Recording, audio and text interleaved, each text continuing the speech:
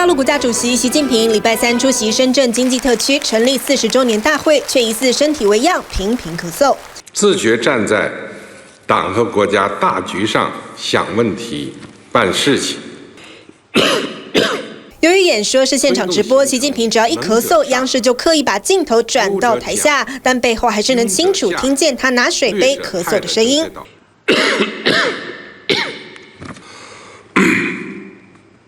中国特色社会主义。深圳经济特区40周年纪念是习近平这次广东南巡的重头戏。前2天，习近平还分别前往潮州和汕头视察，当时他精神奕奕，还在人群包围中讲话。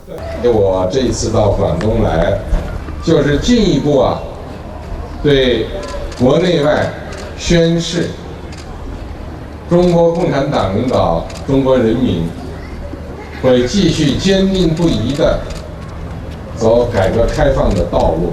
不过当时习近平身边不论官员还是拿手机抢拍的民众，通通没戴口罩，也没保持社交距离。事隔1天，习近平就开始咳嗽，难免引发联想。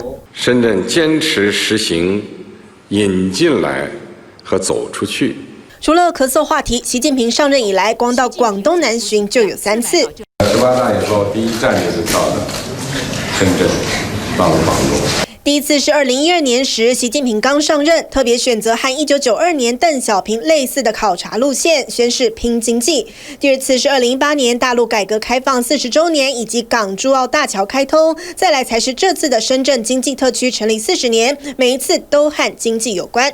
同香港一河之隔嘅深圳，70、80年代被形容為荒蕪。當年深圳 GDP 國內生產總值只係香港大約160%。深圳40年来 GDP 快速增长。1979年成立经济特区前 ，GDP 只有1.96亿人民币。1996年首次突破1000亿，到了2019年 ，GDP 更是达到2.69兆，不止增长逾10000倍，还超越香港。配合经济特区40周年纪念，大陆官方拍摄宣传片，呈现深圳的繁荣景象。但各界开始担心，邻近的香港会不会有天被深圳取代？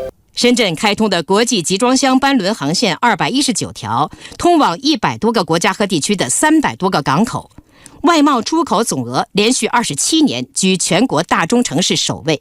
其实，北京公布的深圳5年改革蓝圖已表明，深圳會扮演粵港澳大灣區中的引擎角色，香港周邊的城市變成要互補配合。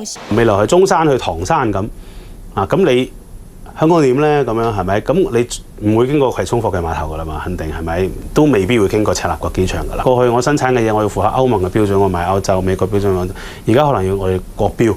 尤其目前大陆面臨美國經濟圍堵，習近平更希望透過深圳當樣板，強調大陸不受影響，走向復甦。南巡之旅多少還是帶點政治意味。TVBS 新聞綜合報道。